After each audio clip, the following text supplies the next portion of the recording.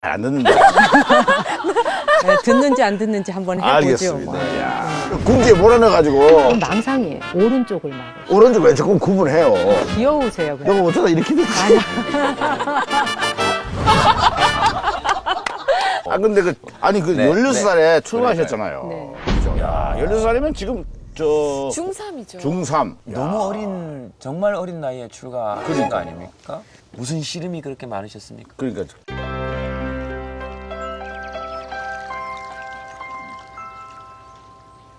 머리를 보통 깎고. 씨름이 많아야 출가를 한다 생각하는데 네. 출가 동기는 그렇게 씨름이 있어서 한다고 생각지 그래요?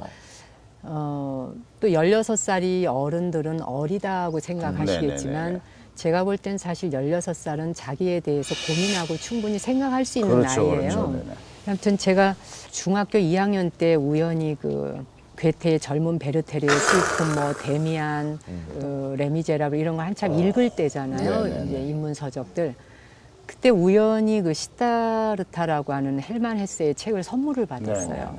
근데 그 책을 읽다 보니까 이제 제 나이에 사실 읽기에는 그렇게 쉬운 내용은 아니에요. 그게. 그렇죠. 근데 마지막에 가면 그 아버지 시타르타가 사공 스승에게 인생에 대한 이런저런 궁금한 걸 질문을 해요. 네네. 그러면 그 스승이 그래요. 네가 살다가 궁금한 게 있으면 흘러가는 강물에게 물어라. 그러면 강물은 웃을 것이다. 이야. 근데 그 대목이 저한테 그냥 꽉 가슴에 와. 꽂히더라고요. 그때 생각에 지금 이것이 답이야라고 결정을 내렸다 해도 그 답이 또 흘러갈 수도 있는 거예요. 그렇다면 결국은 인생에 궁금한 게 있다면 이걸 내가 찾아야 되는 건데 하는 이제 생각이 들면서 관심을 갖기 시작했죠.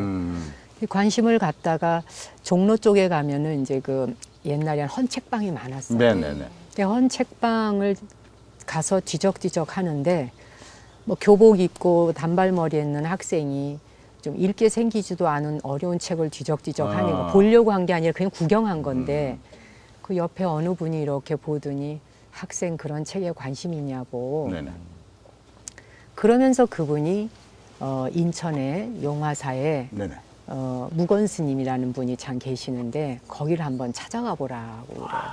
그러니까 이제 무작정 교복 입고 단발머리에 가방 들고 인천 가는 기차를 탔어요.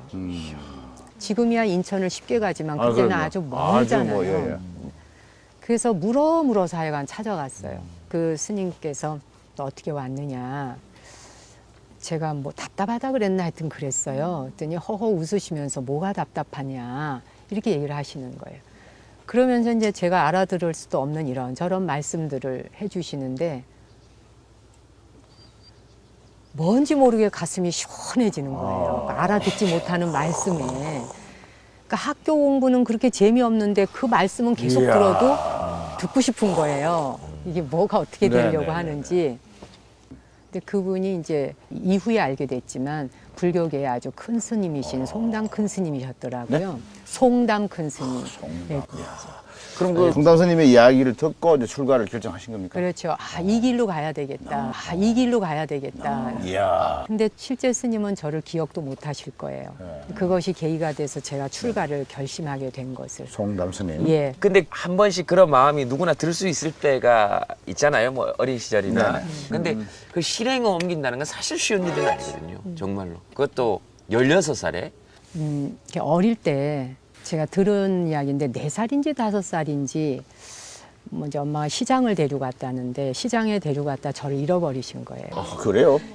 그게 이제 한참 만에 이제 애를 찾았는데 얘가 목탁 치면서 탁발 나가는 스님 뒤를 졸졸 따라가고 있더래요, 제가. 그러니까 이제 뭔가 그런 뭐가 하여튼 되려고 그런 게 있었는지. 그 운명적으로 좀 이렇게 그러신 것 같아요, 그죠? 네. 저는 사실 나무 밑에 가서 이렇게 나무를 기대에 앉아서 의지하고 노는 걸 참 좋아했어요.